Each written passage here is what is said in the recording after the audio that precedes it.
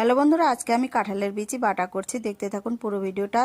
দেখুন, প্রথমে আমি কাঁঠালের বিচির খোসাটাকে ছুটিয়ে নিয়েছি, তারপরে জল দিয়ে ধুয়ে নিলাম। ধোয়ার পর এখানে কড়াইয়ের মধ্যে জল দিয়েছি কাঁঠালের বিচি সেদ্ধ করব বলে।